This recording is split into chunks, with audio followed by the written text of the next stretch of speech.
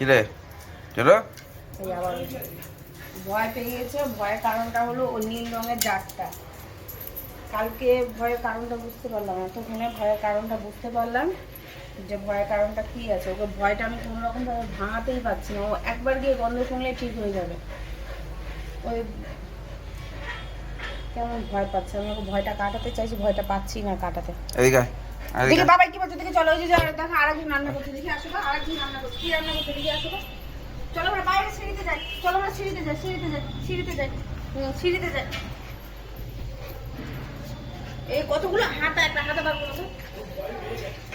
ভয় কাটাতে হবে। কাল রাত থেকে ঘুম নেই এক ফোঁটা ঘুম নেই, খালি মানে হাঁটছে। একটা মানুষ থাকলে মানে হার্ট ফেল করে দিতে এতক্ষণে। রাত্রি 10টা থেকে এরকম শুরু হয়েছে। আমি যে ঘুমাবে কিছু হয়েছে, হয়তো পেট ব্যথা হচ্ছে। এখন বুঝতে আর হাতাটা গলা লেগে যাবে গলা একদম টেনে গেছে গলা একদম। হাতা দেখি। এই বাড়িগুলো এরকমই ভীতু হয়। এই যে হাতা, এই যে রান্নার হাতা। এই যে কি বলছে দেখো, ডাকছে। ওই যে তোমাকে ডাকছে দেখো।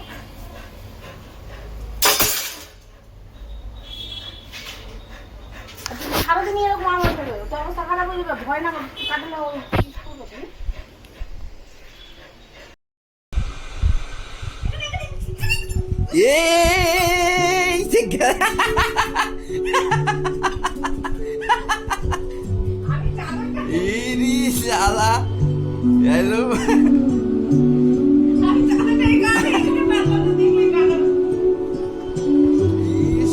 একদম পুরা ভিজিয়ে দিল আমাকে।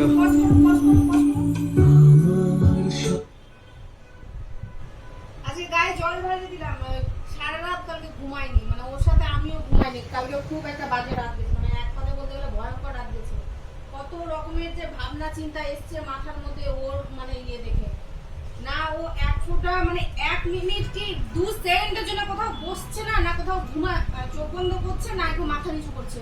রাত্রি 11টা থেকে শুরু করে যে দুপুর পর্যন্ত এই কিছুক্ষণ হলো একটু এক জায়গায় বসছে, কিন্তু বাকি ওই যে ঘুম নেই চোখে কাল রাত থেকে।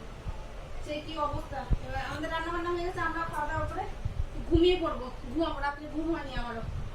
আমি একটু চোখ বন্ধ করতে হয়ে যাচ্ছে, ওই আমাকে এসে ডাক দিচ্ছে, মানে ঘুমাতে দিবে না। ওর সঙ্গে আমাকে জেগে ডাক না ঠুকলো মাথাটা, ওই জন্য একটু ঘুরা বস্তিটা কম করতে হয়।